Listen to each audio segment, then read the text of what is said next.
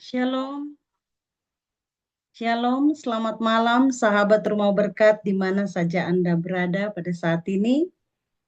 Kita akan memulaikan seminar kesehatan kita pada malam hari ini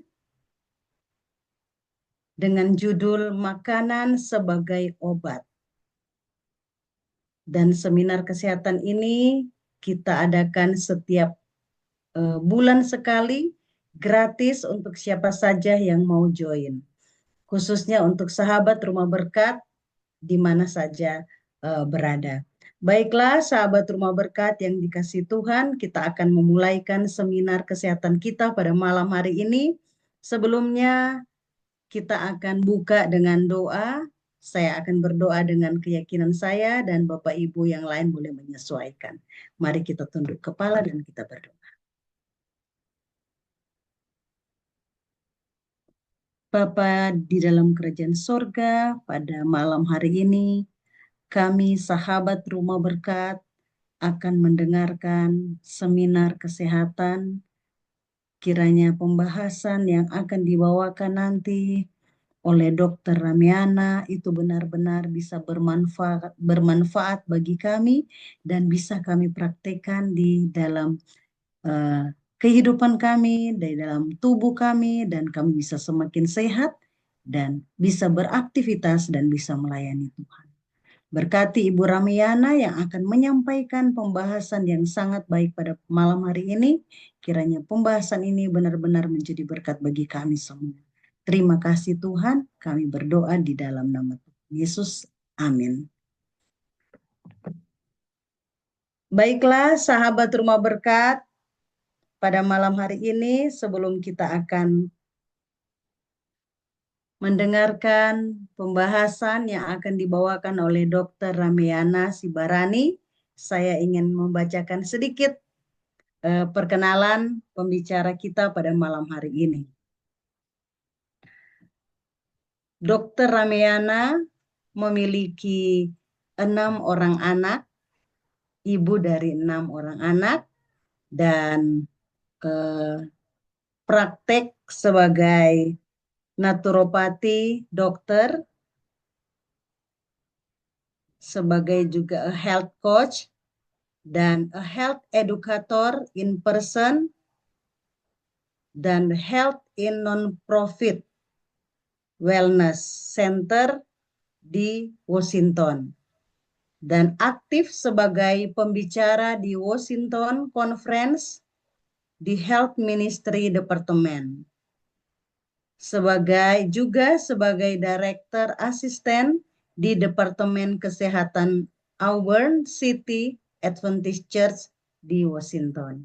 Dan pada saat ini kita jauh ya, beda jam ini ya sama Dr. Ramiana, beda jam. Tapi beliau mau menyempatkan waktu membahas pembahasan yang luar biasa pada malam hari untuk kita semuanya. Kalau tidak salah di sana masih subuh atau masih pagi ya Bu Dokter? Jam 4 lewat. Oh oke. Di sana jam 4 subuh ya, jam 4 lewat.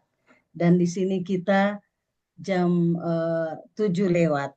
Oke, kita akan sama-sama mendengarkan Dr. Ramiana Sibarani, naturopati dokter pada malam hari ini buat sahabat Rumah Berkat. Silakan Ibu Dokter.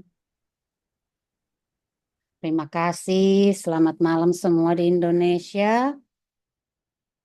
Saya mau share screen dulu ya untuk melanjutkan pertemuan kita. Oke.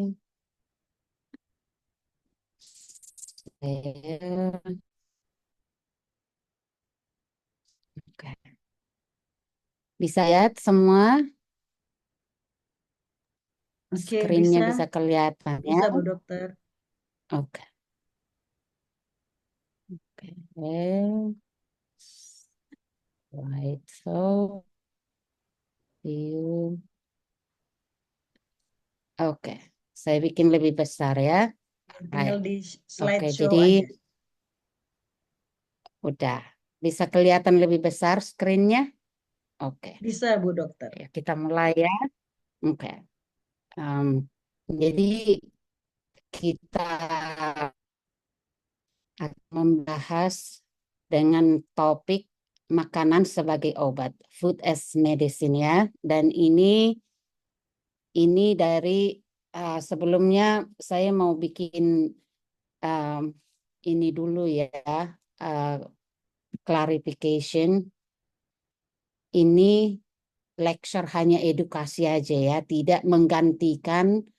Kalau Anda dalam pengobatan sekarang ini, jangan berhenti karena mendengar lecture malam ini. Tapi lebih baik berkonsultasi dengan dokter untuk langkah selanjutnya. Kalau misalnya mau berhenti makan obat, misalnya ya, jangan decide sendiri. Berkonsultasi dengan dokternya ya. Jadi sekali lagi ini tujuan hanya untuk edukasi. Kalau mau konsultasi selanjutnya, misalnya untuk mendapatkan lebih informasi, saya boleh hubungi saya ya. Saya melayani juga dengan telehealth. Oke. Jadi kalau kutipan ini dari seorang dokter Junani ya, berabad-abad yang lalu, biarlah makanan sebagai obat dan obat sebagai makananmu ya. Saya juga minta maaf, saya baru sadar ini belum saya terjemahkan slide-nya ke bahasa Indonesia, tapi sebaik mungkin, sebisa mungkin saya akan terjemahkan dalam bahasa Indonesia ya. Nah, balik lagi. Nah, kalau kita mengatakan makanan sebagai obat, kita harus treat makanan itu benar-benar sebagai obat. Artinya apa?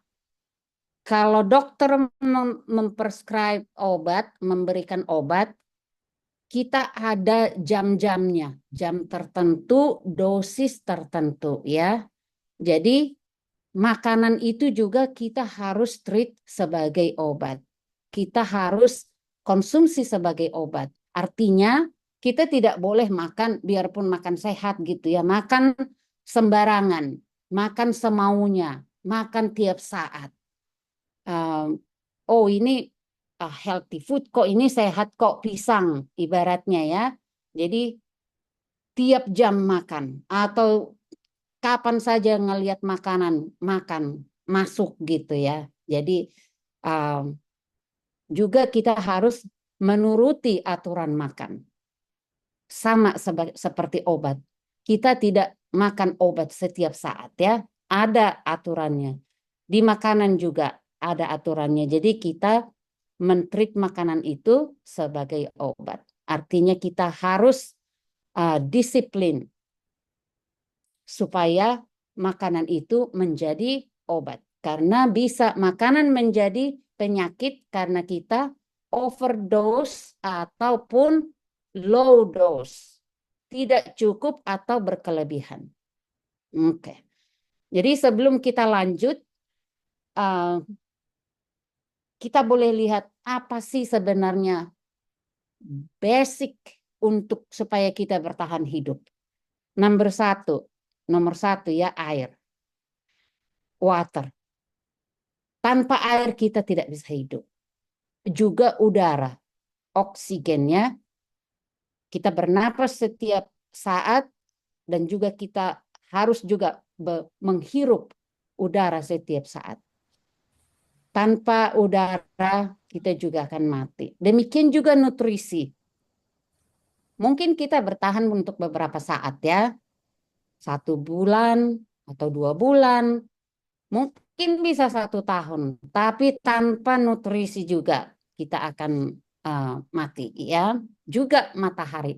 Secara tidak langsung matahari adalah satu komponen yang benar-benar penting sekali. Tanpa matahari juga makhluk hidup termasuk manusia juga tidak bisa bertahan hidup ya.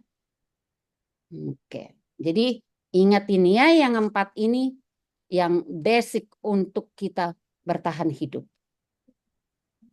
Oke, saya mau ingatkan dulu ke pelajaran SD kelas 6 kali ya, atau SMP kita dulu ya, belajar ini fotosintesa. Oke, di fotosintesa ini apa yang terjadi? Ini adalah karbon dioksida yang datangnya itu dari pernapasan yang kita buang ya. Lalu ini air. Dan ini terjadi di daun. Ini daun yang berwarna hijau. Apa hasilnya? Adalah glukosa atau roti atau makanan ya. Dan juga ada oksigen, ada udara. Nah, balik lagi ya yang kita 4 tadi basic yang paling dasar tadi itu. Apa tadi? Air ya, air. Lalu udara ya, udara.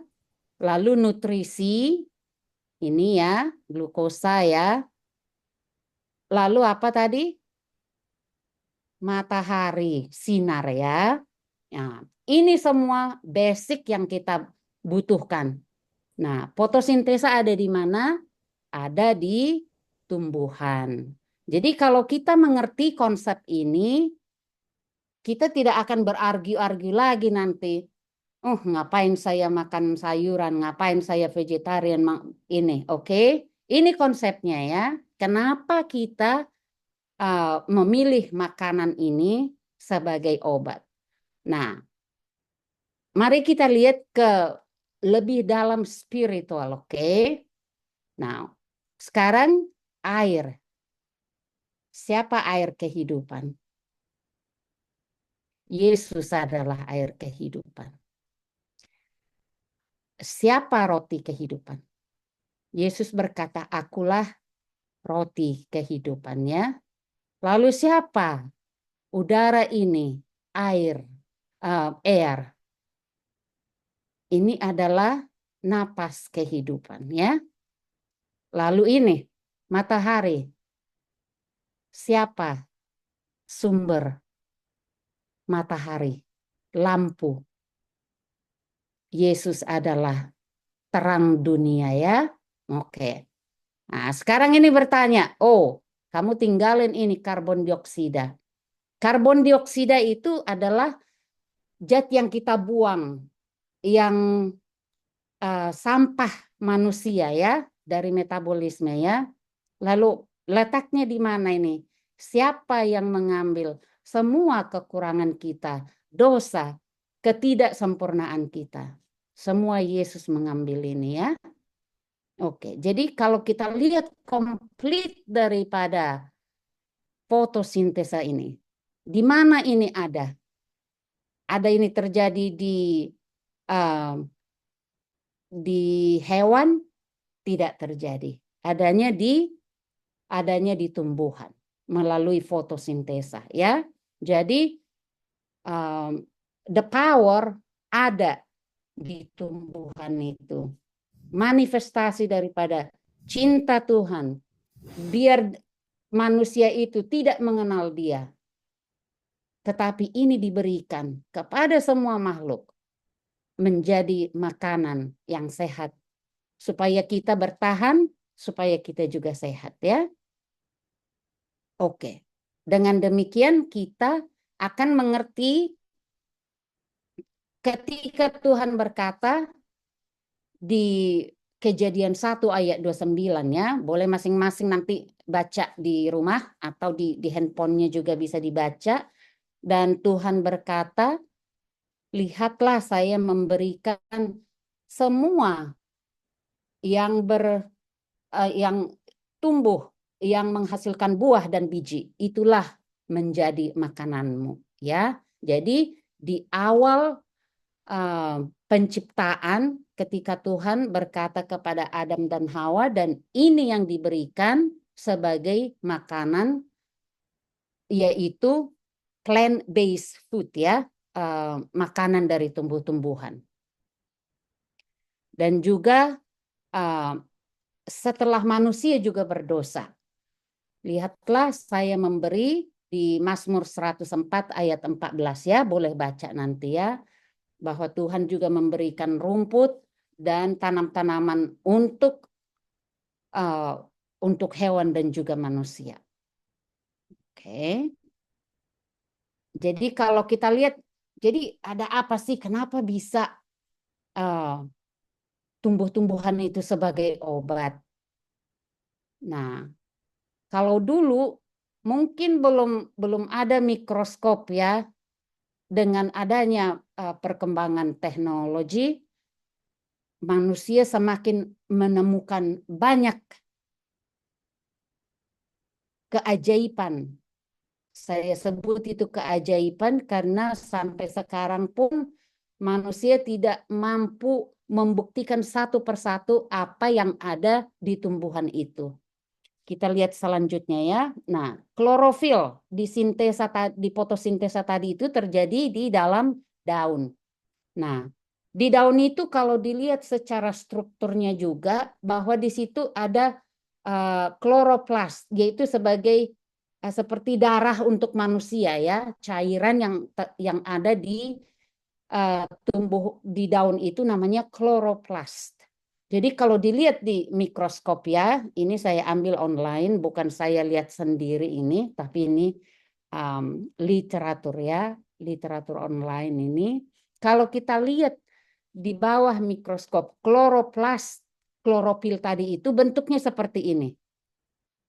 Bulat-bulat menyerupai dengan kalau kita lihat sel darah merah manusia di bawah mikroskop hasilnya begini. Ya, jadi kalau kita padukan side by side ya, bersampingan gitu ya. Sel darah manusia dengan klorofil dari tumbuhan itu persis sama ininya ya. Jadi kalau kita minum itu, misalnya kita bikin jus dari tumbuhan yang berwarna hijau, kita minum itu sama kayak kita transfusi darah gitu ya.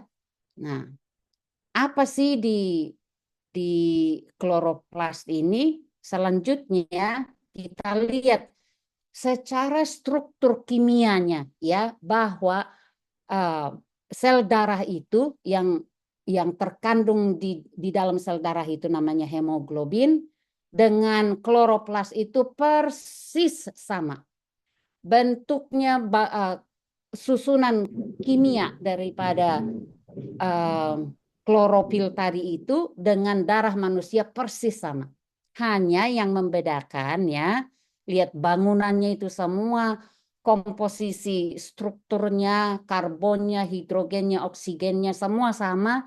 Yang membedakan adalah bahwa di pusat, di center daripada struktur sel darah merah kita itu besi ya, ferus ya, yang di tumbuhan itu senternya itu adalah magnesium ya.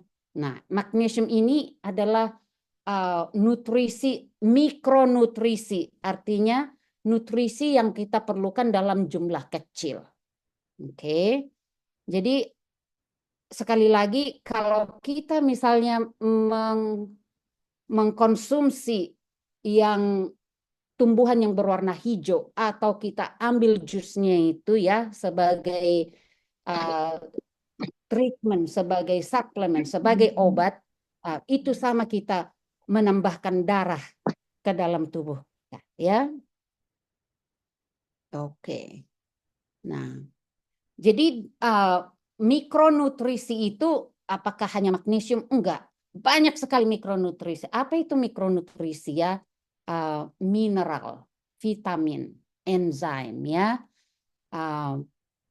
Jadi saya tidak bisa menyebutkan semua mikronutrisi itu kayak magnesium, potasium, natrium, kalsium, semua itu vitamin A, B, C, D, E, semua K itu ya, semua ada di tumbuhan itu.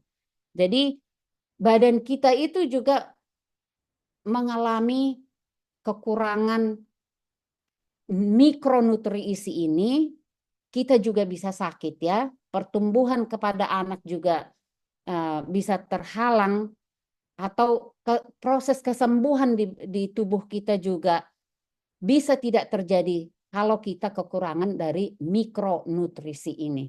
Contohnya magnesium itu ya. Salah satu mikronutrisi itu magnesium yang kita lihat tadi ada sebagai center daripada tumbuhan itu, yang kalau secara literatur ya, suplemen yang paling banyak diperjualbelikan itu adalah magnesium. Karena banyak sekali kegunaannya. Misalnya kalau kita kram ya, magnesium juga bisa membantu menurunkan hipertensi juga, kesehatan tulang.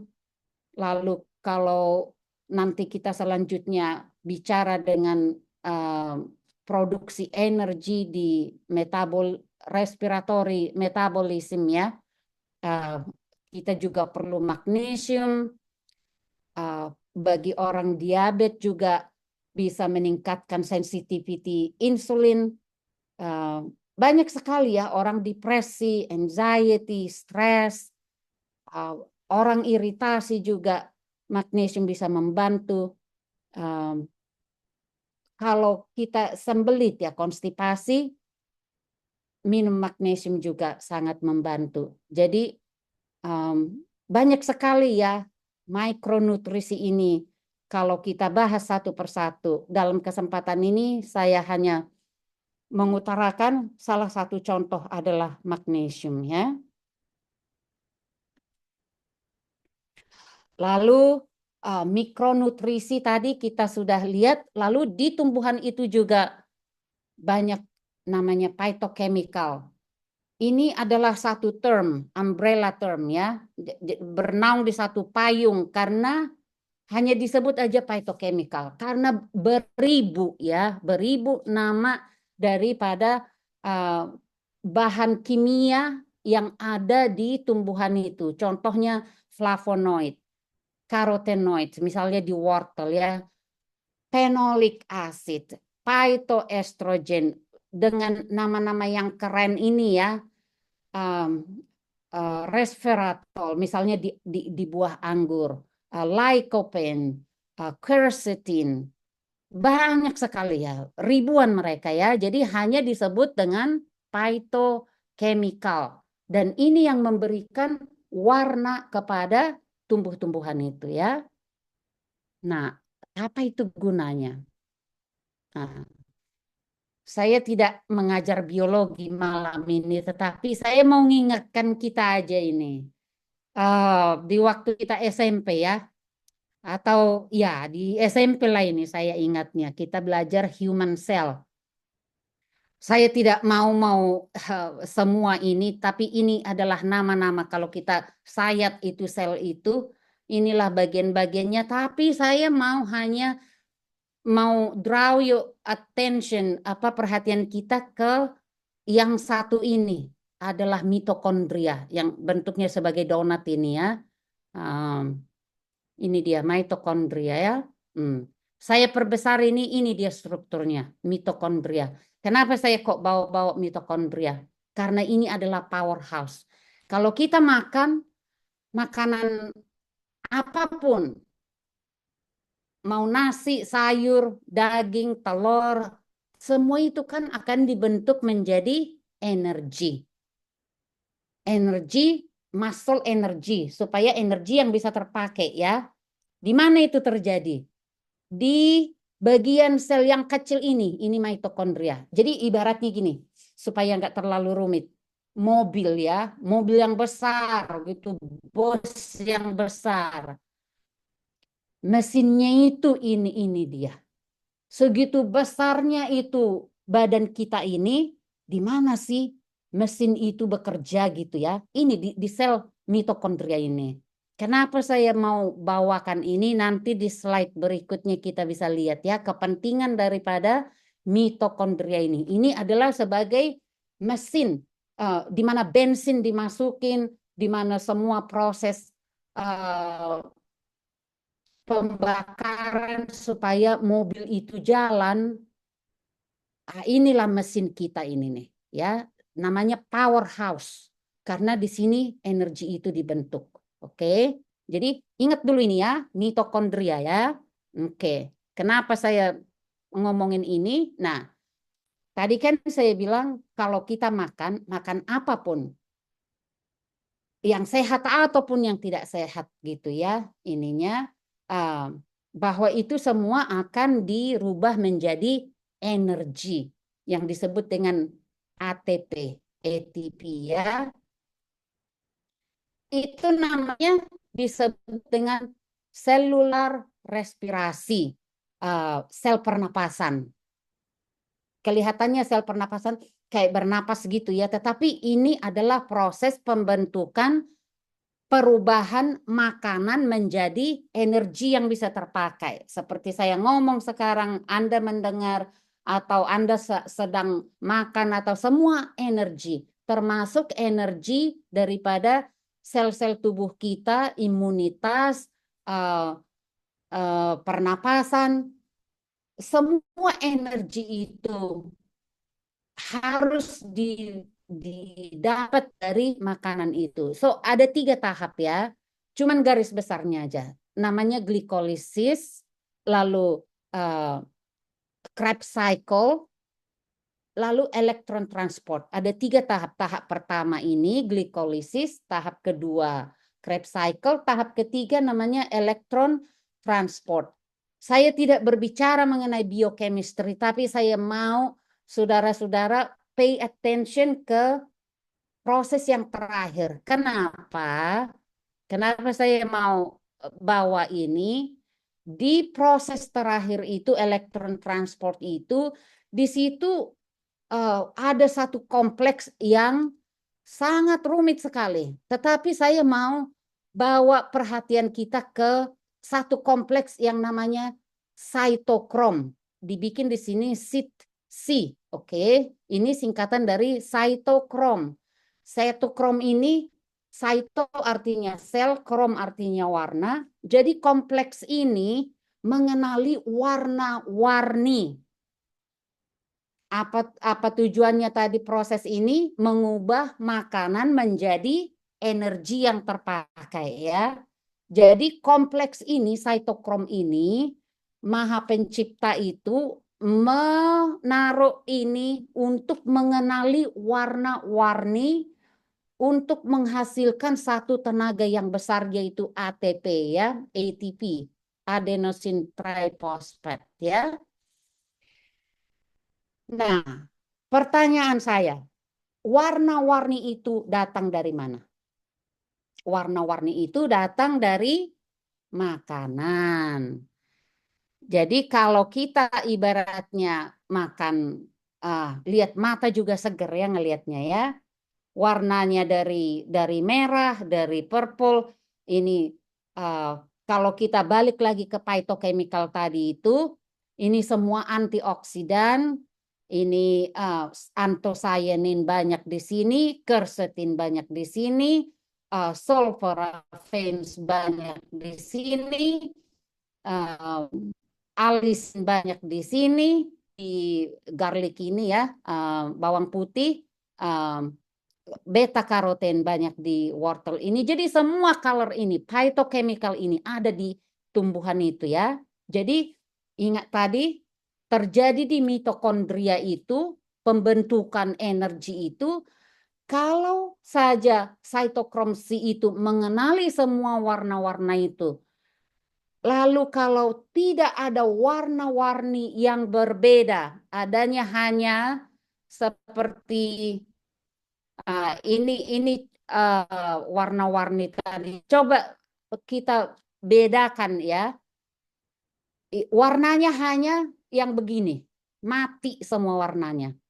Warna coklat, warna brown, yellowish. Pokoknya yang sudah dibakar, yang udah hancur lebur lah ini, digoreng, udah di refine itu misalnya tepung dimasukin pengawet, ditambah rasa, ditambah garam, ditambah gula, ditambah pengawet, ditambah apalah itu supaya lembut, katanya ditambahkan ini. Habis itu diadonin lagi, digoreng lagi, dibakar. Waduh, udah hancur lebur ya. Jadi yang ada hanya apa? Bukan hanya sisa, juga sudah menjadi toksik ya. Sudah jadi berat. Nah, ini warna-warni adalah warna-warni daripada pembungkus. Kalau kita buka ini isinya tidak jauh beda dengan ini. Sama dengan ini. Ice cream ini ya. Ini warna-warni ini juga warna-warni buatan semua ya.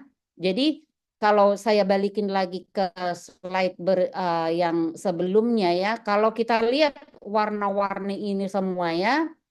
Begitu indahnya, begitu menariknya, dan juga semua phytochemical ada di sini dari sayur, dari buah, macam-macam buah ya, warna-warni buah, dari herb juga ya, dari apa ini, ya tumbuh-tumbuhan herbal ya, yang dari ground juga, rhizome, dari kunyit, dari lengkuas, semua ini ya, yang berwarna-warni ini ya. Dari biji, kacang-kacangannya, biji-bijian. Nah, ini semua sebagai sumber daripada phytochemical tadi ya. Nah, ada apa lagi sih di tumbuhan itu kenapa dia sebagai obat? Antioksidan. Vitamin C, vitamin D, vitamin E. Segala vitamin ada di situ ya. Apa sih antioksidan itu? Nah, tubuh kita ini kan selalu misalnya kita bernapas, di udara itu juga banyak namanya free radikal, radikal bebas. Apa itu radikal bebas? Jadi oksigen itu, oksigen yang kita hirup ini, ataupun oksigen yang ada di dalam tubuh kita itu, elektronnya itu kan selalu berpasangan dua-dua gini ya, dua-dua berpasangan. Nah, kalau yang oksigen yang tidak berpasangan itu namanya free radikal, bebas satu tangannya itu. Nah, itu datangnya dari mana? Dari asap, dari pestisida, dari kemikal yang kita masukkan di makanan itu, penambah rasa, pewarna segala macam itu ya. Ataupun hasil dari metabolisme. Kita bernapas selalu ada hasil pembuangan. Misalnya seperti mobil ya, kita taruh bensin selalu ada pembuangannya ya, karbon dioksida, karbon monoksida ada itu ya. Nah kita juga ada gitu, oksidatif reaktif namanya. Jadi oksigen yang selalu tangannya lepas satu ya. Jadi dengan adanya yang lepas pasangannya ini, dia selalu tidak stabil. Nah, kalau orang yang single ya, cari pasangan biar lebih stabil ya. Jadi, nah free radikal ini selalu aja mau mencaplok dari tetangga yang sehat gitu. Dari mana mereka ambil? Dari sel yang sehat. Dicaplok sana, caplok sini, mengganggu banget gitu free radikal ini ya. Nah, disinilah datang antioksidan itu. Jadi antioksidan ini untuk menutup ketidakseimbangan daripada radikal bebas ini yang di dalam tubuh kita ini. Kita tidak bisa mencegah adanya radikal bebas ini. Selalu itu terjadi ya. Nah, kalau kita tidak cukup antioksidan ini, maka dia akan merajalela. Bisa menimbulkan iritasi, penyakit-penyakit yang terjadi, bahkan kanker juga ya, ini free radikal ini. Nah, antioksidan ini datang menutupi, dia begini. Kita lihat ini ya. Ingat ini ya, bayangkan ini bagaimana antioksidan ini bekerja ya. Nah, kalau dia sudah menutup gitu, dia tidak pernah kekurangan. Tidak pernah. Selalu dia langsung stabilize dirinya, langsung dia stabil lagi, dikasih satu, dia ngisi lagi. Kasih satu, ngisi lagi. Nah, demikian juga fungsi daripada antioksidan yang ada di tumbuh-tumbuhan itu ya. Nah, lalu kita tanya, itu ada di mana adanya? Di tumbuhan ya. Oke. Nah, di 1 Petrus 5 ayat 8 kita diingatkan ada satu di situ dibilang bahwa musuh roaring mengaum seperti singa mencari mencari mangsa itu ya. Seperti itu juga radikal bebas ini di dalam tubuh. Nah, apakah sifat kita juga seperti free radikal ini, radikal bebas ini, atau apakah sifat kita sebagai antioksidan selalu memberi ya? Nah, siapa yang selalu memberi? Yesus selalu memberi ya, dikasih hidupnya untuk kita. Oke, bagaimana antioksidan itu, free radikal itu bereaksi? Ini sebagai salah satu ilustrasi aja ya. Jadi tomat yang seger gitu ya, yang mulus, yang bagus kelihatan, kalau dia terserang free radikal itu, radikal bebas itu akibatnya begini, keriput lalu mati itu sel. Demikian juga sel yang sehat kita tadi itu, kalau kita terserang dengan radikal bebas itu, sel itu jadi begini, krampul ya. Oke. Sekali lagi, antioksidan itu selalu memberi ya, sedangkan radikal bebas itu selalu rasa kekurangan, selalu rasa sendiri, selalu rasa kehilangan gitu ya. Jadi yang saya bisa ambil dari pelajaran ini, mari kita selalu bersyukur, selalu memberi, karena ada satu teks juga, Kisah Para Rasul 20 ayat 3, lebih diberkati memberi daripada menerima ya. Nah, apalagi yang ada di tumbuhan itu, kita sudah bahas tadi, ada mikronutrien di situ ya, ada phytochemical, lalu ada fiber. Fiber ini apa sih? Ini serat ya. Serat ini tidak dimiliki oleh hewan, hanya ada di tumbuhan, karena ini adalah sel wall-nya pada tumbuhan itu. Jadi apa kegunaan daripada serat ini? Sebenarnya serat ini tidak berguna secara nutrisi. Nutrisinya zero ya. Kenapa? Pencernaan kita tidak bisa mencerna ini. Tidak bisa. Lah, kenapa itu perlu sekali? Nah, kita kan mulai dari mulut sampai mulut, lalu perut, pencernaan kecil, pencernaan besar, sampai kepada anus itu dipenuhi dengan bakteri, ya, mikrobiom. Dan itu membantu kita mencerna makanan dan juga menghasilkan vitamin B9, vitamin B7, vitamin B12, asam lemak berantai-rantai pendek, lalu happy hormone seperti serotonin, GABA, semua itu bakteri yang menghasilkan di tubuh kita ini ya, terutama di pencernaan. Nah, kalau bakteri ini adalah makhluk hidup, setiap makhluk hidup itu perlu makan. Oke, period. Perlu makan. Makanan mereka itu apa? Kalau kita tidak kasih makan mereka, mereka akan mati, kita tidak bisa bertahan hidup. Kalau mereka ini juga tidak makan, mereka tidak tumbuh normal. Mereka itu akan berkurang atau mati. Atau sebaliknya, mereka tidak makan, mereka mau survive itu akan mencari makanan.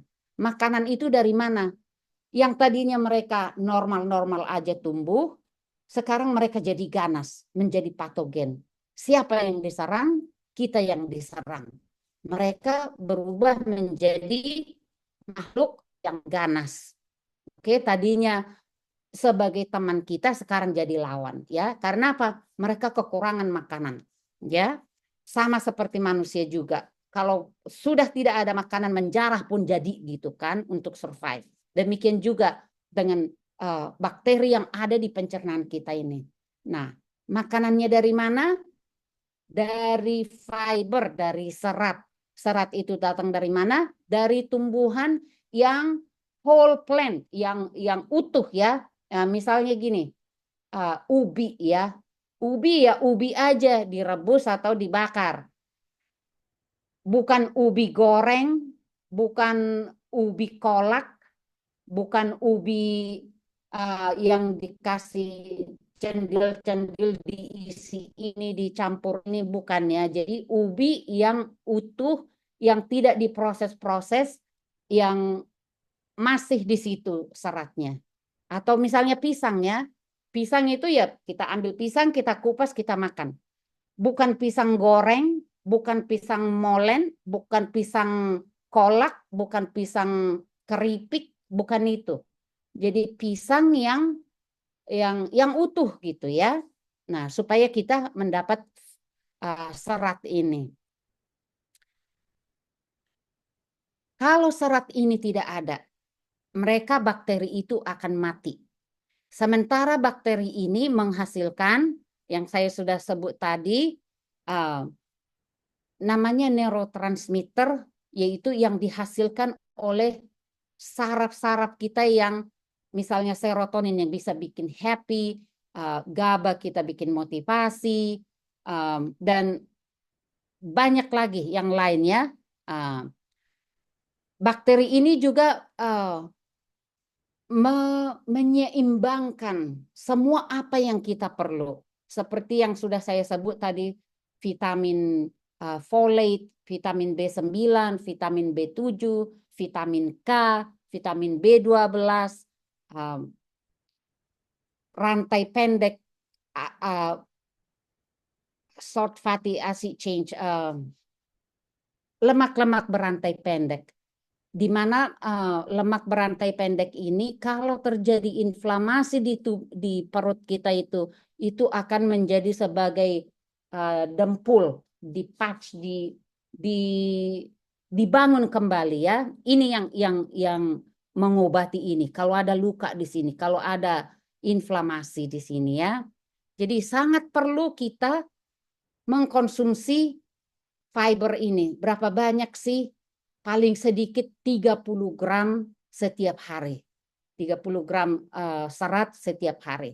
Jadi kita dapatnya misalnya kita makan apel satu pagi, pisang, lalu ubi, lalu sayur, kalau ada kacang, kacang hijau, kacang merah, semua itu tinggi seratnya ya.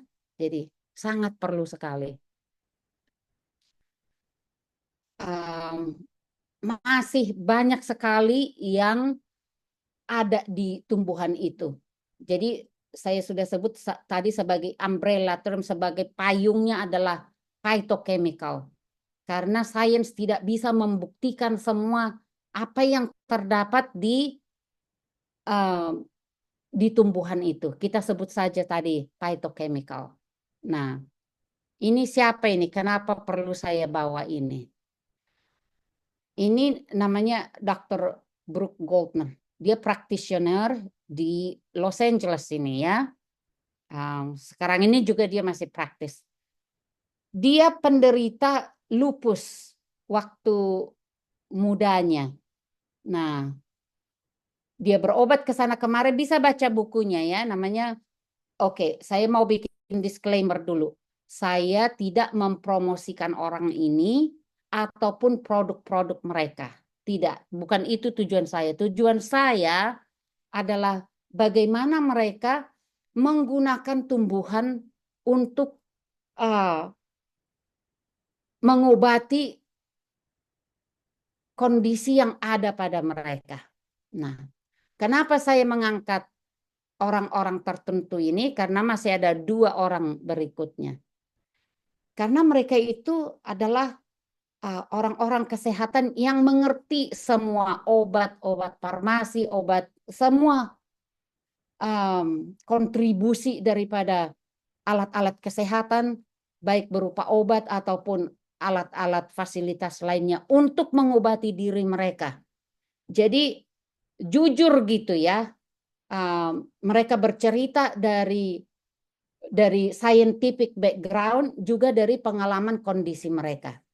Jadi Dr. Goldner ini menderita lupus. Kalau mau baca bukunya juga silahkan ya, Goodbye Lupus ya. Sekali lagi saya bukan promosi, tapi kalau mau detail bagaimana kesaksian dia, hanya dengan minum smoothie katanya, kale, tentu ada tambahan-tambahan lain, makanan tambahan lain. Tapi intinya adalah dia bebas dari penyakit lupus ini dengan menggunakan nutrisi. Itu intinya ya. Ada satu lagi ini, Dr. Terry Walsh. Dia juga medical doctor, orang yang benar-benar prestigious. Dia sebagai dosen juga, sebagai practitioner clinician juga dosen. Dia menderita multiple sclerosis, itu saraf yang terserang sampai dia lumpuh di kursi roda. Dia sudah mencari pengobatan yang luar biasa lah ya, number one, the best of the best doctor gitu ya, karena dia juga bidangnya di situ, di mana yang top practitioner dia cari, tapi tidak membuahkan hasil. Lalu dia teliti, dia search yang kita ngomongin tadi itu, mitokondria tadi itu, mesin daripada tubuh kita ini. Nah, long story short, untuk meningkatkan ceritanya, lalu dia treat dengan nutrisi. Nah, setelah dia tidak butuh waktu yang lama, mungkin di bawah 3 tahun lah kali ya. Boleh baca bukunya juga, Walsh Protocol ya. Dia mengarang satu, dia menjadi international speaker ya. Banyak sekali tulisan-tulisannya, publikasinya yang disebut dengan Walsh Protocol ya. Nah, dari dia duduk di kursi roda menjadi bike mountain, bisa bersepeda lagi, bahkan mendaki gunung ya dengan sepedanya ya. Nah, ini dia Terry Walsh ya. Kenapa saya bawa ini? Ini juga treatmentnya dengan nutrisi ya. Saya tidak perlu bercerita panjang bagaimana prosesnya, boleh cari tahu sendiri ya. Oke. Yang last person, orang yang terakhir yang saya mau bawakan ini, Thomas Seyfried ini adalah dia doktornya bukan di medical, tetapi dia adalah filosofi doktor. Dia sebagai dosen, profesor di Boston College, dia juga sebagai researcher, speaker, juga sebagai penulis. Nah, kenapa saya mau bawakan ini juga? Dia katakan, ada bukunya dia, boleh baca nanti, Metabolic Cancer ya. Nah, dia juga mengatakan bahwa dengan penelitian dia, cancer atau penyakit-penyakit lain, penyakit apapun, diabetes, hipertensi, cancer, arthritis, semua penyakit ada satu kesamaannya, adalah inflamasi, iritasi, atau adanya radikal bebas yang menyerang mitokondria tadi. Mitokondria itu adalah sebagai mesin di tubuh kita yang menghasilkan energi untuk semua energi, termasuk untuk healing, untuk proses kesembuhan ya. Untuk sembuh itu perlu energi, yang menghasilkan itu mitokondria. Jadi menurut Bapak ini, bahwa yang terjadi inflamasi di mitokondria itu kita bisa treat itu dengan antioksidan yaitu nutrisi. Nah itu ininya ya. Itu kesimpulan yang saya mau bawakan ke kita. Jadi ini adalah last slide ya, slide terakhir yang ini tadi ya. Jadi kita target mesin yang ada di tubuh kita ini yaitu mitokondria. Jadi saya juga mau tutup dengan Mazmur 103 ayat 1 sampai 3. Mau teknik apapun orang bikin, kuncinya bahwa dokter atau practitioner atau health coach atau researcher belum pernah ada orang bisa menyembuhkan penyakit. Yang lainnya itu adalah fasilitas tubuh kita itu. Tetapi yang penyembuh itu hanyalah pencipta itu, hanya Yesus ya. Saya mau bacakan di Mazmur 103 ayat 1 sampai 3.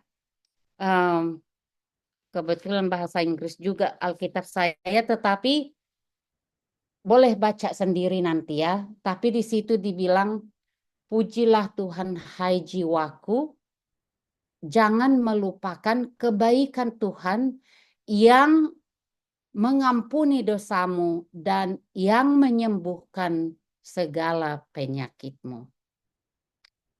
Demikian presentasi kita malam ini. Saya kembalikan ke host ya.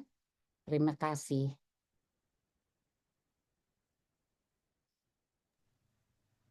Oke, baiklah. Terima kasih Dr. Ramayana untuk pembahasan yang luar biasa pada malam hari ini. Sebelum saya buka sesi tanya jawab, kita akan ambil gambar bersama ya. Nanti host akan ambil gambar kita, semuanya kita boleh open cam. Semuanya boleh open cam dan host akan mengambil gambar kita. Yang belum open cam, silakan open cam.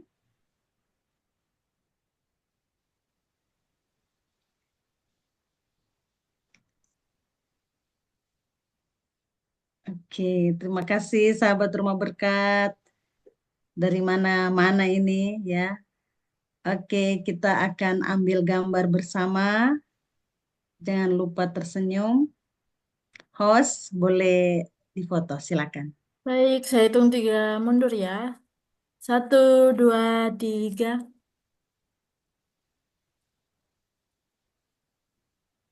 Sebentar. Yang belum open cam, Satu kali lagi karena ada 2 lembar. 1, 2, 3.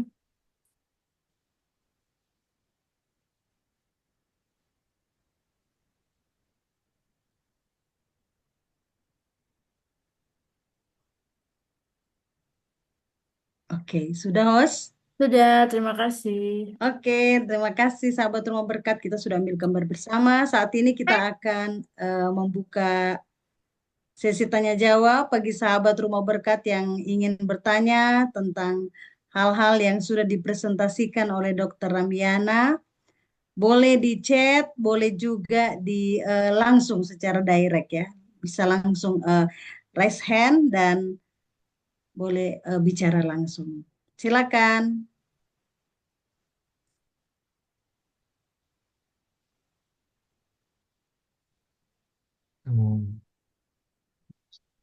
Bisa bicara ya. Oke, silakan Pak Edi Lukas. Oh ya, saya terima kasih. Saya lihat Ibu punya presentasi. Eh, saya mau cerita sedikit. Saya umur 17 tahun sudah vegetarian. Sampai sekarang 67 tahun. Jadi sudah lama sekali ya. Eh, eh, saya pernah di apa namanya pernah saya diperiksa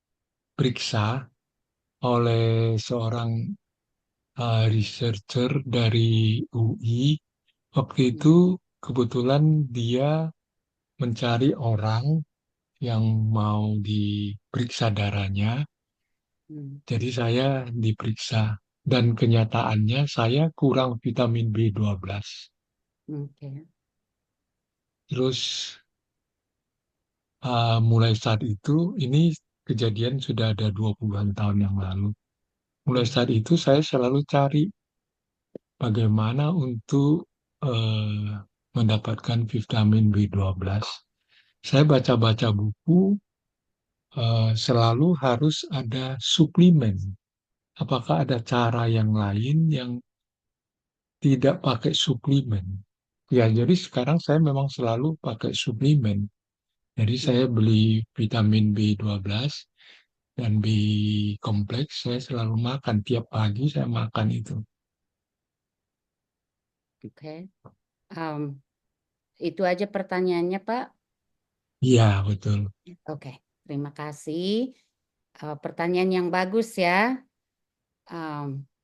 Kekurangan vitamin B12.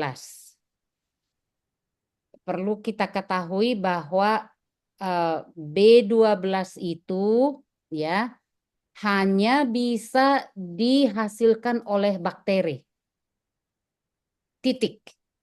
Bakteri yang ada di pencernaan kita dan juga bakteri di pencernaan hewan lain. Jadi kalaupun ada vitamin B12 itu yang diperjualbelikan gitu ya, itu yang sudah diolah-olahan. Nah, saya tidak bilang jangan ambil vitamin B12. Kita perlu ambil kalau kita memerlukan. Tetapi ini, kalau kita menjaga keseimbangan daripada mikrobiom yang kita ngomongin tadi itu, mereka itu cukup menghasilkan vitamin B12 untuk kebutuhan kita. Kita tidak akan kekurangan vitamin B12 kalau bakteri itu terjaga. Kalau sistem digestion pencernaan kita ini dalam keseimbangan. Dan tidak akan pernah kita kekurangan kalau mereka dalam keadaan keseimbangan. Nah, perlu nggak kita suplemen? Kalau memang diperlukan, silahkan. Tetapi kalau saya menganjurkan, lebih baik semua natural yang terjadi di pencernaan kita ini. Nah, kalau misalnya karena beda ya, mengambil suplemen vitamin A ibaratnya dengan mengambil suplemen vitamin B12 atau B kompleks beda. Karena apa? Sekalipun kita ibaratnya overdose, kelebihan mengambil vitamin B, itu akan dikeluarkan lewat urin karena dia larut dalam air. Beda dengan vitamin A ibaratnya, dia tidak larut dalam air. Itu bisa menjadi racun dalam tubuh. Jadi tidak begitu dikhawatirkan kalau saya overdose. Bukan saya menganjurkan ambil aja terus overdose nggak apa-apa, bukan itu. Tapi seumpama pun kita overdose dengan vitamin B12 atau vitamin B lainnya, itu bisa dikeluarkan lewat urin. Tidak begitu berbahaya dibanding dengan vitamin sintetik lainnya. Jadi Bapak silahkan kalau itu membantu dan berfungsi, silahkan. Tetapi kalau saya menganjurkan, lebih baik kita tingkatkan ambil nabati yang tinggi seratnya itu supaya bakteri yang ada di pencernaan kita ini bekerja maksimal untuk menghasilkan vitamin B12. Bisa terjawab, Pak? Maaf apa boleh-boleh saya tanya kembali. Iya. Ya, sebagai ini ya, sebagai eh, mengkonfirmasi diet saya itu benar atau tidak ya. Iya. Saya 3 mil, tetap makan 3 mil, 2 mil yang sayur, 1 mil yang buah. Mhm. Apakah ini tidak seimbang atau bagaimana ya? Nah, kalau untuk hanya makan, karena ini namanya integrasi, sehat secara integrasi. Kalau kita sudah makan baik, saya kurang tahu apa Bapak pernah dengar New Start itu, nutrisi, exercise, air, water, Sunshine, matahari, ya, air, udara, temperance, darah. istirahat, lalu percaya kepada Tuhan. Oh ya, Kalau Ibu, semua juga kita, kebetulan saya ikut New Start pada saat di Singapura. Pertama kali saya masih umur muda. Kemudian saya ikut New Start lagi di Weimar. Uh, saya bawa keluarga saya juga. Anak-anak saya memang vegetarian. Kemudian saya berulang kali ikut New Start yang ada di uh, Ainan ya, di Negeri Sembilan di Malaysia. Saya sih tak pernah tanya sama mereka waktu itu, tapi saya selalu konsumsi sampai sekarang ini. Hanya saya tidak pernah tes apakah saya kurang atau lebih B12. Hanya pertanyaan saya itu, saya selalu curious. Anak-anak saya sih bilang, Papa, nggak perlu vitamin D12. Tapi saya karena ada waktu itu diperiksa, saya tidak tahu bagaimana ukuran mereka. Saya punya B12 itu kurang sekali. Waktu itu itu saya kejadiannya kapan itu, Pak? 20-an Terakhir tahun. tesnya? Oh, nggak pernah tes lagi. Nggak Oke. pernah tes lagi. Jadi itu kejadiannya mungkin waktu itu saya usia sekitar 40-an. Ya 20-an tahun yang lalu, 25 tahun yang lalu lah. Tapi karena ada kejadian seperti itu, jadi saya hmm, konsumsi ya bukan tiap hari ya, tapi sering. Oke. B12 itu sering saya lakukan. Ah, Oke. ah. Eh, Kalau Bapak periksakan, coba aja periksakan, eh, seperti yang saya bilang tadi, tidak begitu overdose pun dia tidak keracunan karena itu bisa dieliminasi karena dia larut dalam air, dieliminasi lewat urin. Tapi sebaiknya periksakan supaya lebih lebih persisnya ya, udah cukup apa belum. Kalau memang sudah cukup, untuk apa kita terus-terus? Karena di dalamnya itu juga bukan hanya vitamin B12-nya, ada pewarna, ada tambahan lain. Untuk apa kita masukin lagi yang tidak begitu perlu gitu ya.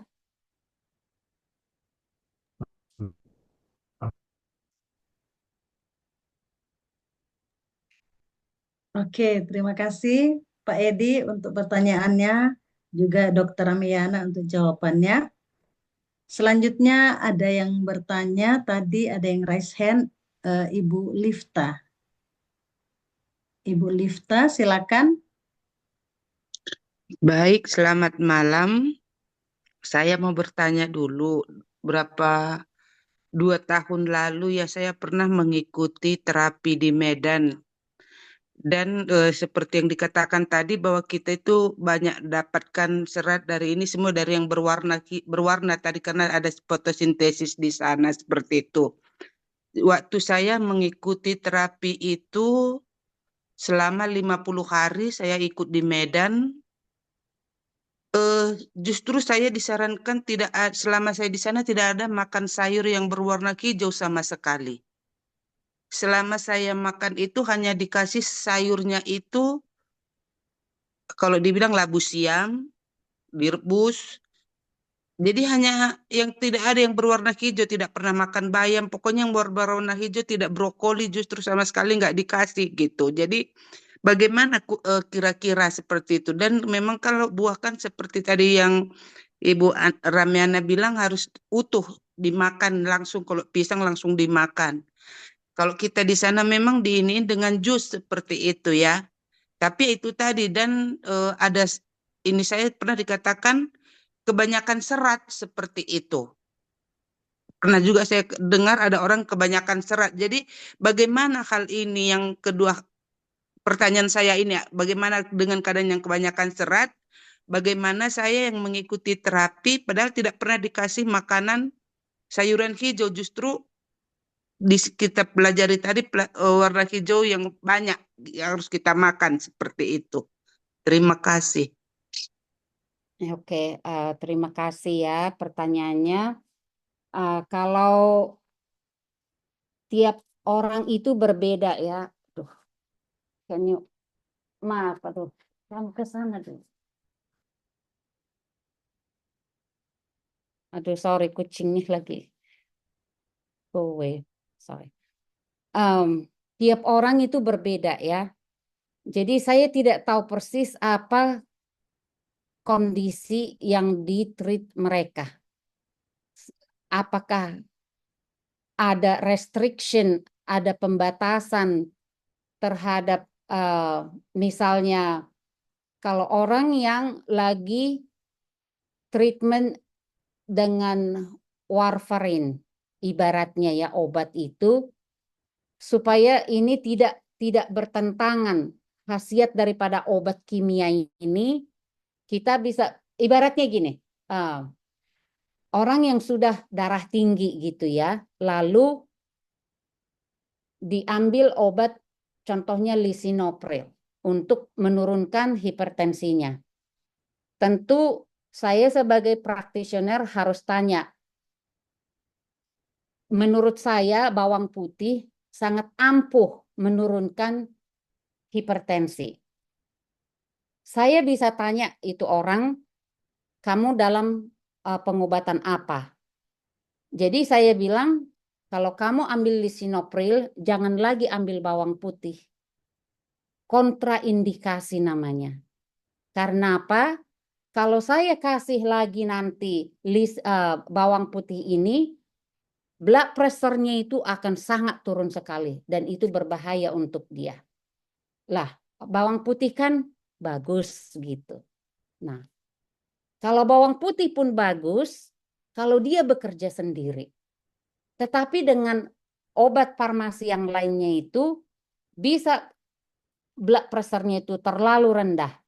Jadi sekalipun bawang putih bagus, itu kontraindikasi terhadap orang yang mengambil obat penurun darah hipertensi. Saya tidak tahu kondisi ibu apa waktu itu, kenapa mereka batasi untuk sayur hijau, karena setiap orang itu berbeda ya. Yang kita ngomongin ini secara general. Untuk mengetahui kenapa, kalau misalnya saya tidak tahu apa ibu sekarang masih dalam keadaan treatment, menjalani treatment, tapi kalau mau berkonsultasi lebih lanjut, saya boleh menghubungi saya melayani juga telehealth ya. Untuk spesifiknya kenapa dibilang terlalu banyak serat, contohnya begini. Orang yang diverticulosis, yang kolon yang bagian bawah itu luka, begitu ya, atau perutnya lagi tidak bagus. Saya bilang tadi fiber itu baik sekali, itu dalam arti general. Kalau ada kondisi ibaratnya Crohn disease, IBS, atau penyakit-penyakit perut lainnya, tentu saya tidak akan anjurkan mengkonsumsi fiber lebih banyak. Karena apa? Perut itu kan akan bekerja keras itu mencerna daripada fiber ini. Jadi saya harus bilang ke pasien saya, kurangi fiber sampai perutnya sembuh dulu. Jadi tiap orang kalau sudah ada kondisi tertentu kita harus ngelihat secara keseluruhannya. Nah, kalau ibu mau konsultasi lebih jauh lagi mengenai fiber, mengenai sayuran yang hijau tadi itu, apa kondisi ibu, nanti kita bisa konsultasi one by one gitu ya. Baik, terima kasih Bu Dokter. Sama-sama. Oke, terima kasih Ibu Lifta juga Ibu Dr. Ramiana untuk jawabannya. Selanjutnya saya baca ada pertanyaan di kolom chat ya, Dokter. Pertanyaan yang pertama adalah, how do we know our diet is balanced? Mungkin bisa langsung dijawab. Oke, bagaimana kita tahu kalau diet kita itu balance ya? Kalau di Indonesia dulu waktu saya kecil 4 sehat 5 sempurna katanya kalau ada susu. Nah, kalau kita mau balance ini, kita lihat ini secara general ini kita ngomongnya. Kalau sudah personal pertanyaannya, karena balance itu tergantung physical activity-nya,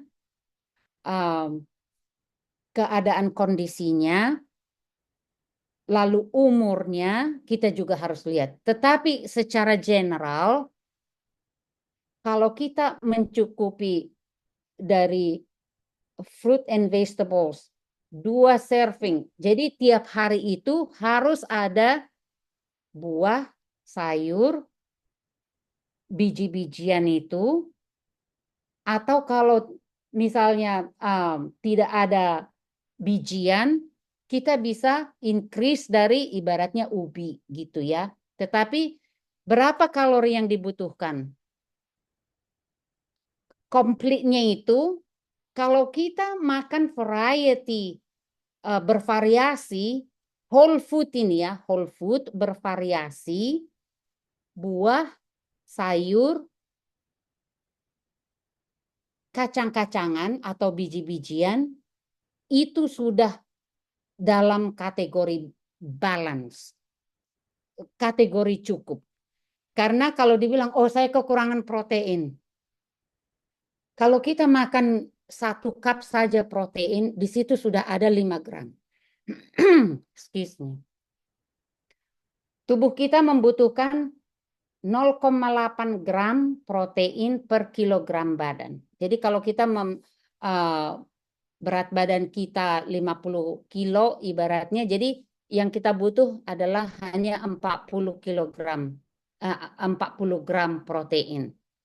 Nah, kalau untuk kalori 2000 atau di bawah tergantung daripada physical aktivitas kita. Nah, bagaimana kita tahu bahwa saya cukup? Coba tes ke lab apakah anemia, hemoglobinnya dicek. Lalu vitamin yang tadi, yang Pak Edi tadi itu, vitaminnya itu dicek. Kalau ini mencukupi, ya kita tahu bahwa kita berkecukupan. Cukup itu nutrisinya. Tetapi kalau kita ada misalnya vitamin D-nya kurang, vitamin B-nya kurang, lalu kita harus cari supplementation, suplemen dalam hal ini bukan botol yang saya anjurkan, tetapi kayak misalnya begini, vitamin D-nya kurang, ya kita bisa berjemur mungkin 1 jam, ditingkatkan ya dari 30 menit mungkin 1 jam kita bisa lebih expose, atau ngambil supplementation vitamin D, vitamin B. Mungkin aja kita misalnya anemia gitu ya, anemia itu apakah itu mikrositik atau makrositik, nanti lab juga akan bisa mengetahui apakah itu karena vitamin B yang kurang atau karena iron yang kurang. Jadi kita bisa cekkan ya. Nah, tetapi kalau kita sudah cukup konsumsi sayur dengan ukuran 2-3 serving per hari, lalu buah 2-3 serving per hari, dan biji-bijian itu kita tidak akan kekurangan, baik itu makronutrien ataupun mikronutrien. Jadi usahakan itu bervariasi ya. Sayuran itu jangan hanya satu macam terus, atau buah jangan hanya satu macam terus. Nah, kalau saya untuk menghemat gitu ya, mana yang lagi sale hari itu saya bawa lebih banyak, karena besok juga ada yang lebih murah lagi. Jadi kita bikin variasi setiap hari gitu. Oke, terima kasih Dokter Amiana. Terus ada pertanyaan lagi, saya baca di chat.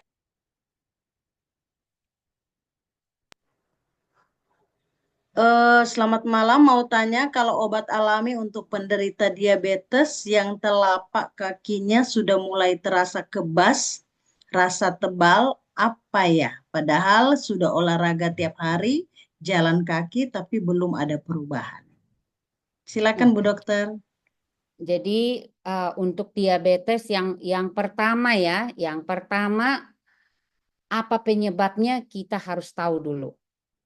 Penyebab diabetes itu kalau kita mungkin di satu sesi nanti kita bahas diabetes ya,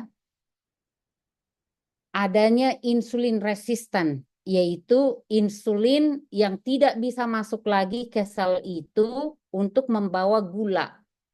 Kita lihat tadi perubahan makanan, energi makanan menjadi sel itu harus dirubah di mitokondria di sel. Nah, sekarang dia tidak bisa lagi masuk gula itu ke dalam selnya, karena apa? Di situ terjadi penumpukan energi.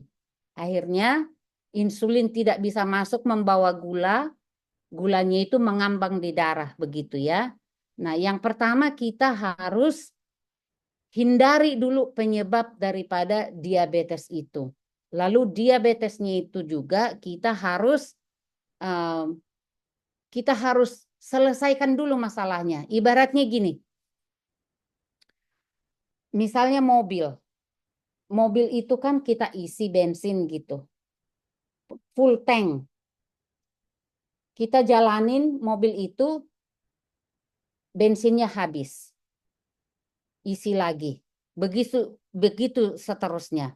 Nah, kalau kita isi gas ke tangki mobil itu, kita tidak jalanin, lalu kita isi lagi, kita tidak jalanin, akibatnya apa? Gasolin atau minyak itu kan meluber gitu keluar. Demikian juga diabetes itu. Kita makan, kita tidak gunakan semua, menumpuk di sel, kita makan lagi, tidak digunakan, menumpuk lagi di sel. Artinya nanti insulin yang membawa makanan itu ke sel itu tidak bisa masuk lagi, yaitulah yang diabetes. Nah, kalau mobil itu sudah full tank meluber, untuk menghabiskan bensin itu, apa yang kita kerjakan? Jalanin mobilnya kan ya, nanti otomatis bensinnya akan terbakar habis gitu. Tidak ada lagi bensin yang meluber. Demikian juga penderita diabetes. Gunakan itu aktivitas. Kalau misalnya jalan 30 menit, tingkatkan menjadi 1 jam. Lalu kurangi sumber yang masuk itu supaya tidak berkelebihan. Dan juga gula ya, diabetes ya, bukan hanya makanan, juga karena stres juga ya. Stres bagaimana bisa menghasilkan gula? Oh, saya nggak begitu banyak makan kok katanya. Nah, mungkin karena stres memacu hormon kortisol, adrenalin. Kalau kortisol, adrenalin naik, dia juga akan menghasilkan gula. Dan juga obat-obatan. Obat-obatan juga terutama yang bersifat kortikosteroid ya, dia menghasilkan gula juga. Nah, bagaimana caranya? Karena katanya kakinya kebas gitu ya. Artinya di sana sudah terjadi neuropati, di sana sudah terganggu fungsi daripada saraf. Akhirnya sarafnya itu tidak tersuplai dengan oksigen atau nutrisi, ya, karena tertutup dengan gula ini.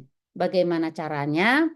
Yang tadi perbanyak ini ya, perbanyak olahraga dan juga makanannya itu pilihlah makanan yang tinggi seratnya karena itu kalorinya juga akan lebih rendah.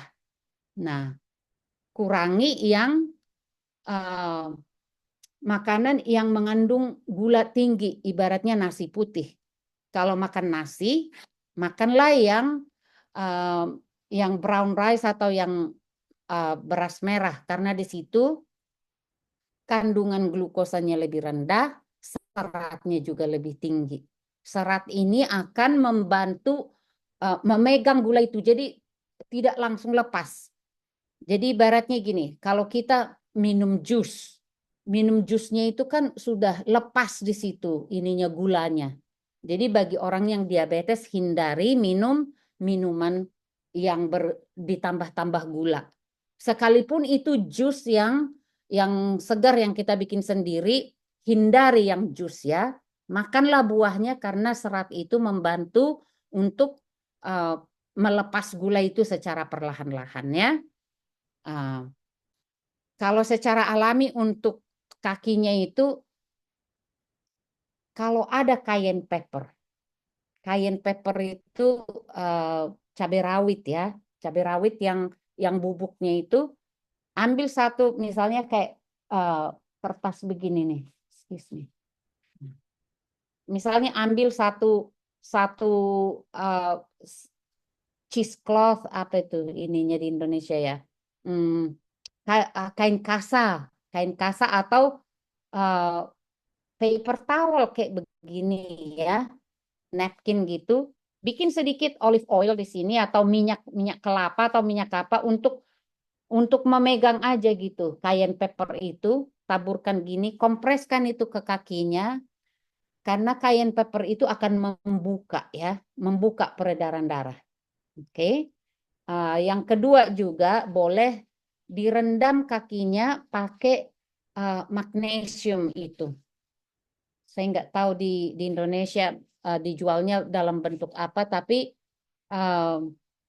kalau di sini untuk kita berendam kakinya itu, jadi magnesium itu adalah suplemen kayak kita ngomongin yang semula tadi itu juga membantu merileks muscle yang ada di kaki kita itu, jadi aliran darah itu membuka gitu ininya ya. Dan juga kita bisa berjalan namanya grounding ya. Grounding itu kaki kita itu langsung misalnya berjalan di rumput atau berjalan di misalnya pasir ya, bukan benda tajam ya, hati-hati untuk benda tajam ya. Grounding itu bisa di pasir atau di rumput gitu ininya. Jadi kita stimulate sirkulasi yang ada di situ.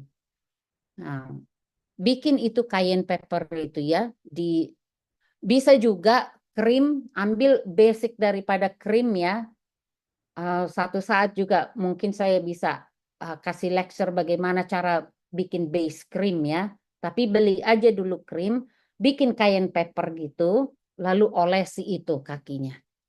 Ya, jadi cayenne pepper itu bisa membuka, berfungsi sebagai nitric oxide, membuka lebar daripada pembuluh darah yang ada di situ. Jadi sirkulasi akan dibuka di situ dan saraf itu juga akan mendapat nutrisi nanti.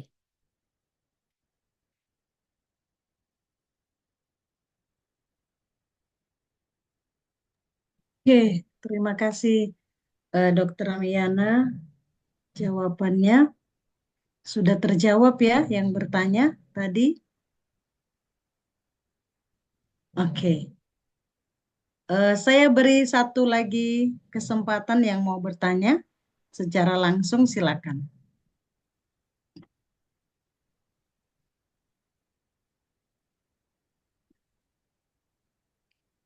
Tadi Dr. Keterangan Ramiana sudah menjelaskan tentang kain paper.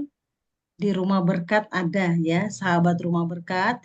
Jika membutuhkan dan apa itu, bagaimana bentuknya, itu di rumah kami, Rumah Berkat, menjual kain paper. Dan itu memang lagi viral saat ini ya. Banyak yang menggunakan, mengkonsumsi, dan menggunakan untuk pengobatan. Masih ada lagi satu pertanyaan, kami persilakan.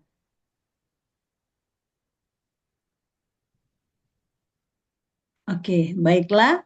Kalau sudah tidak ada pertanyaan, mungkin ada closing statement dari Dr. Ramiana sebelum kita akan menutup dengan doa. Nanti Pak Bambang Kadarman akan memimpin kita dalam doa tutup. Dr. Ramiana, silakan closing statement buat kita.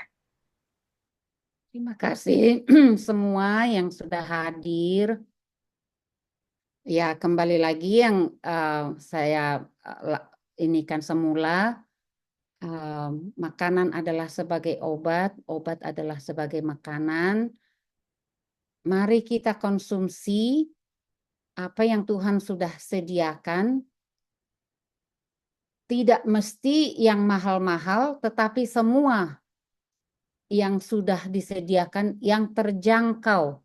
Ya, jadi kita pintar-pintar aja yang ada di sekitar kita dan yang ada yang kita bisa mampu.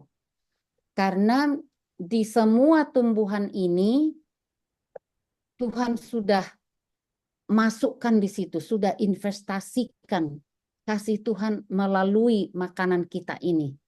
Jadi secara rohani juga saya adalah roti hidup dan kita baca firman Tuhan tiap hari, di mana kita kalau makan makanan itu, fisikal makanan itu, mari kita berterima kasih bahwa Tuhan menginvestasikan kasih-Nya melalui makanan itu. Dan makanan itu bukan hanya makanan fisik, tetapi juga kita harus makan makanan rohani, yaitu firman Tuhan setiap hari. Terima kasih. Amin. Terima kasih Dr. Ramiana untuk pembahasan yang luar biasa, dan ada banyak sekali hal yang kita harus lakukan ya, harus kita praktekkan. Bahkan itu secara jasmani untuk kesehatan tubuh kita, bahkan itu juga secara rohani yang kita harus lakukan, harus balance sehingga kita juga bisa mendapatkan hal yang baik dalam kehidupan kita. Terima kasih Dr. Ramiana untuk pembahasan yang luar biasa pada malam hari ini. Semoga kita semua sahabat Rumah Berkat yang hadir pada saat ini bisa mempraktekkan apa yang sudah kita dengarkan. Kita akan menutup rangkaian seminar kesehatan Rumah Berkat pada malam hari ini. Kami meminta Bapak Bambang Kadarman masih hadir bersama dengan kita di sini. Boleh menutup di dalam doa. Baik, mari kita berdoa. Bapa, sungguh kami mengucap syukur pada malam hari ini, di mana Tuhan sudah memberikan kepada kami pelajaran yang baik, di mana Tuhan sudah menyediakan berbagai jenis makanan yang sehat, yang itu bila mana kami menggunakannya dengan bijaksana akan menjadi obat bagi tubuh kami. Kami boleh menjadi orang-orang yang sehat oleh berkat Tuhan.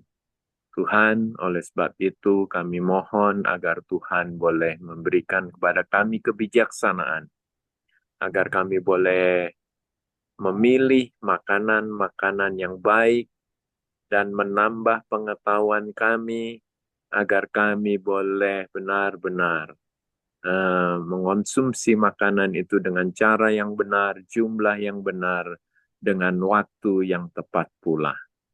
Tuhan, kami berdoa secara khusus buat Ibu Ramiana yang saat ini sudah memberikan materi yang sungguh sangat luar biasa, memberikan kepada kami pengetahuan lebih banyak lagi, agar kami boleh dituntun oleh Roh untuk dapat memilih yang terbaik bagi tubuh kami, agar kami boleh mempersembahkan tubuh kami menjadi persembahan yang hidup bagi Tuhan. Tuhan memberkati keluarga Ibu Dr. Ramiana di dalam kehidupan mereka, di dalam pelayanan mereka. Biarlah kasih karunia Tuhan boleh terus menyertai keluarga ini, menyertai Ibu Ramiana, sehingga di dalam seluruh hidupnya boleh dibaktikan untuk memuliakan Tuhan. Tuhan, kami menyerahkan juga semua saudara-saudara kami yang hadir pada saat Zoom ini. Biarlah Tuhan memberkati kami semua dengan kesehatan yang baik, dan kami boleh terus dipertambahkan, kami boleh memiliki kesehatan yang prima untuk dapat bermanfaat bagi sesama kami manusia.